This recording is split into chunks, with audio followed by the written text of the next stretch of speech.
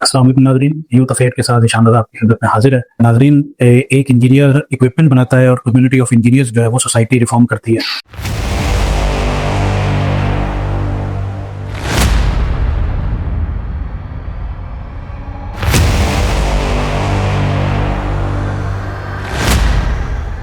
आज हमारा टॉपिक है कि किस तरह यंग इंजीनियर्स में लीडरशिप को पढ़ाया जाए, जिसका फुकदान आज हमें नजर आ रहा है यूनिवर्सिटीज में भी, इंडस्ट्रीज में भी और सोसाइटी में भी। आज हमारे साथ मौजूद हैं डॉक्टर अली साजिद साहब। आप तमग़े इम्तियाज हैं और नस्ट स्कूल ऑफ बिजनेस के फाउंडर हैं और पाकिस्तान इंजीनियरिंग काउंसिल के गवर्निंग बॉडी मेंबर हैं। अस्सलाम वालेकुम सर। वालेकुम सलाम। सर, ये आप खुद एक इंजीनियर हैं, तो आप देख रहे हैं कि पाकिस्तान में जो इंजीनियर है वो अनएम्प्लॉयबिलिटी का शिकार है, पर्टिकुलर यंग इंजीनियर, और इसी तरह स्किल के इशूज हैं और जिसकी वजह से अच्छी लीडरशिप परवान नहीं चढ़ पा रही। तो आप इस पर काइंडली थोड़ा सा रोशनी डालें कि किस तरह हम अपनी यूथ को लीडरशिप की तरफ ला सकते हैं और क्या आपने उनके अंदर वीकनेसेस देखी और किस तरह उन्हें इम्प्रूव कर सकते हैं, और हम एज इंजीनियरिंग काउंसिल या इदारे उसमें क्या रोल अदा कर सकते हैं। अच्छा जी, बड़ा अच्छा सवाल है। ये सवाल नहीं है, ये कौमी मसला है, ये इज्तिमाई मसला है और जिसको ज़ाहिर है मुख्तलिफ क्वार्टर प्रॉपरली एड्रेस नहीं कर रहे। मुख्तलिफ फिगर्स है, 2.5 लाख 2 लाख इंजीनियर बेरोजगार है, ये अंडर एम्प्लॉयड है, 10, 12, 20 हज़ार पे काम कर रहे हैं। कोई स्कूल टीचर लग गया, कोई कहीं चला गया।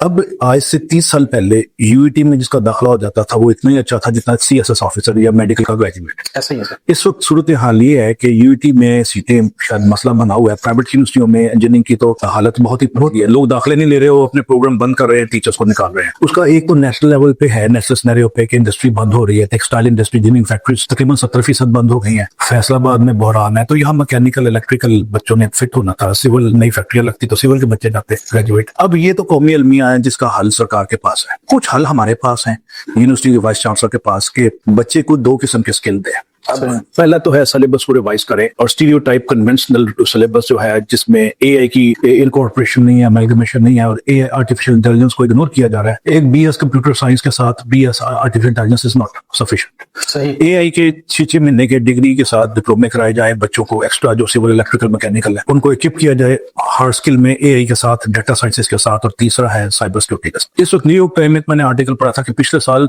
23 लाख जॉब सिर्फ साइबर सिक्योरिटी की अमेरिका में है और वो बच्चा लाहौर, मुल्तान, पेशावर, कराची बैठ के ऑनलाइन वो जॉब्स कर सकता है और $1,000 कमा सकता है। उसके लिए हमें यूटी स्कोर, प्राइवेट यूनिवर्सिटीज को, इवन आपकी यूनिवर्सिटी स्कोर, ये चीज पीएससी को करना चाहिए ट्रेन। मैं पीएससी का मेंबर हूँ लेकिन मैं भी नहीं कर सकता, ज़ाहिर मेरे हाथ बंधे हुए हैं, मेरे पास इख्तियार नहीं है। लेकिन मैं हकाम वालों को कहूंगा, ऐसा नहीं बात सबको कहूंगा, खिदमत में गुजारिश है। और पीएससी के चेयरमैन के एआई पे हंगामी बुनियादों पे 3-3, 6-6 महीने के ऑनलाइन कोर्सेज कराएं और आखिरी महीना फिजिकल कराएं, क्योंकि अभी जो एआई का बबल ब्रस्ट होने वाला है अभी 1 साल 2 साल में, तो उसने बिल गेट ने क्या दिया कि 10 साल बाद प्रोफेसर, इंजीनियर, डॉक्टर ये सारे फारे हो जाएंगे। तो उसका मतबादल क्या है? मतबादल के लिए प्लानिंग करें। हम हमेशा पीछे रह जाते हैं। वो मुनीर नज़ीर की नज़म नहीं है कि हमेशा देर कर देता हूँ, तो हम हमेशा देर कर देते हैं। इस वक्त दफा मारने का टाइम है। और मेरी पीएससी और यूईटी के इंजीनियर्स को, एस इकबाल साहब को, पंजाब एचईसी को गुजारिश है, ये सारे माशाल्लाह इंजीनियर है, कि आप बच्चों को हंगामी बुनियादों पे नेफटेक का मॉडल भी रिजल्ट नहीं दे सका for certain reasons, not to be quoted, और मैं यहाँ मेंशन नहीं करना चाह रहा। लेकिन अब यूईटी शाम को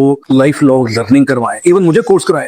लम्स में कोर्सेज हो रहे हैं वो इतने महंगे हैं कि मैं शायद आम बंदा अफोर्ड नहीं कर सकता। तो यूईटी हंगामी बुनियादों पे आपकी यूनिवर्सिटी जो एनएफसी है माशाल्लाह, और प्राइवेट यूनिवर्सिटी को लाजमी कर दे कि अपने बराए नाम कॉस्ट पे, खर्चे पे आपने 10-10, 20-20 हज़ार ग्रेजुएट तैयार करने हैं। जो ग्रेजुएट है उनको पॉलिश करना है, उनको कंटिन्यूस प्रोफेशनल डेवलपमेंट करवानी है। इसके बगैर हमारा बच्चा रोजगार की अपॉर्चुनिटी नहीं ले सकता। दूसरी अहम चीज जो है उसकी पर्सनैलिटी डेवलपमेंट, जिसका नाम लाइफ स्किल है, सॉफ्ट स्किल है, लीडरशिप स्किल है।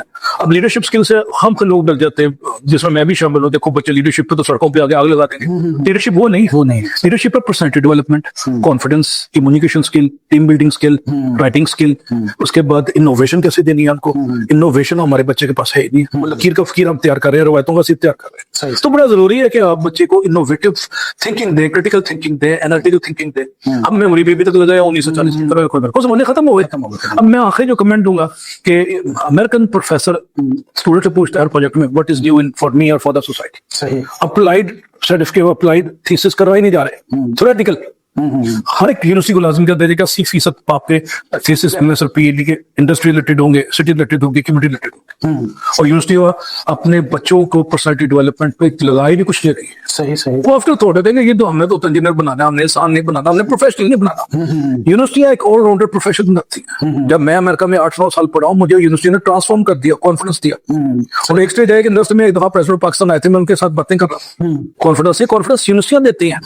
ये हम समय पे हमने फॉर्मूला पढ़ा के इंजीनियर पढ़ा देना, चीटा बीटा पढ़ा दिया, बस काम किया, अंडरवुड पढ़ा दिया, थ्योरी पढ़ा दी। नहीं, ह्यूमन माइंड की थ्योरी भी तो पढ़ानी है ना, public dealing, people management skill, team building skills, ये स्किल्स हमारे ग्रेजुएट में है ही नहीं। सर आप ये समझते हैं कि जो हमारे कैरिकुलम है उसमें लाइफ स्किल का एक पोर्शन रखा जाए जो नहीं है इस वक्त? देखिए जी, 25% सिंगापुर में मैनेजमेंट और बिजनेस और लाइफ स्किल के कोर्सेज हमारे है। सही, इंजीनियर वहां पर 25% ये चीजें पढ़ रहा है। सही सही सही। और मार्केट में आते हैं। अभी मुझे 20 साल पहले फास्ट वालों ने कहा कि देखो हमारा इंजीनियर दुबई में फिक्स नहीं हो रहा है, इंडिया वाले हो रहे हैं, तो पता चला कि वो फाइनेंशियल मैनेजमेंट, बिजनेस मैनेजमेंट हम पढ़ाते नहीं है। हम भी नहीं पढ़ते। सही उस प्रकार का बिजनेस स्टार्ट करना है और मिनी एमबीए करवा के भेजे हमको। सही सही। मतलब आप ये समझते हैं कि ये इनिशिएट लेना पड़ेगा ऐसे इदारों को जो रेगुलेट करते हैं यूनिवर्सिटीज को, कि वो अपने सिलेबस के अंदर लाइफ स्किल का कम से कम 25% पोर्शन डाले, यानी हर सेमेस्टर में कम से कम एक कोर्स होना चाहिए, और 8 सेमेस्टर में 8 कोर्स वो। How to be a good human being, how to be a good professional, how to start your business. अब एंटरप्रेन्योरशिप पे एक बुक पढ़ा देते हैं अमेरिका की, थ्योरी मॉडल। उसे कौन आपने अभी मैं बड़ी मजेदार कहानी, आधी मिनट की। मैं इधर गया फिनलैंड, उन्होंने कहा हम बीबीए की डिग्री तब देते हैं, 2 साल पढ़ाते हैं, 2 साल कहते हैं बिजनेस करो, यूनिवर्सिटी हम प्लेटफॉर्म दे देते हैं, टेक्नोलॉजी पार्क। 2 साल में अगर वो 1 मिलियन यूरो कमाएगा सबूत के साथ, तो हम उसको डिग्री देंगे। वो 2 साल में 1 मिलियन यूरो कमाता है, उसको कॉन्फिडेंस हो जाता है, और सारी सहूलतें सरकार की देती है। तो हमारी यूनिवर्सिटी में भी यही मालूम होना चाहिए फिनलैंड का, कि एक इंजीनियर फाइनल ईयर में, 3rd ईयर में हम कहते हैं कि आपने एक बिजनेस प्रोजेक्ट शुरू करना है, 5 से 10 लाख आप कमाएंगे तो हम डिग्री देंगे। 100 रुपए पड़ेगी तो वो कल को जॉब देगा बजाय जॉब लेने के लिए। सही सही सही। ये एक जबरदस्त आइडिया है, और मैं जरूर हायर एजुकेशन और पाकिस्तान इंजीनियरिंग काउंसिल जो उनकी करिकुलम रिवीजन कमेटीज बनी हुई है, मैं उनसे जरूर मुखातिब होकर ये बात कहूंगा कि आप जैसे दुनिया जिस तरफ जा रही है, लीडरशिप की तरफ जा रही है, और हमारे यहाँ पर इसी चीज का फुकतान है यूथ ने, तो जरूर कम से कम जो है वो हर सेमेस्टर में नहीं तो हर ईयर में एक कोर्स ऐसा होना चाहिए जो लाइफ स्किल इंप्रूव करे, लीडरशिप स्किल हमारे यूथ में इंप्रूव करे। इसी के साथ प्रोग्राम से मुझे इजाजत दीजिए। अल्लाह हाफिज।